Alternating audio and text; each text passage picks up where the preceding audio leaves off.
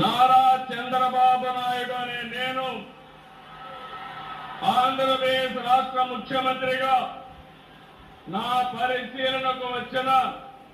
లేదా నాకు తెలియవచ్చిన ఏ విషయాన్ని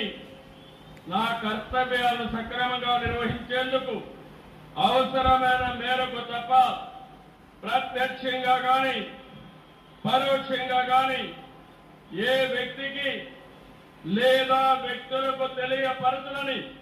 లేదా వెల్లడించాలని దైవ సాక్షిగా ప్రమాణం చేస్తున్నాను.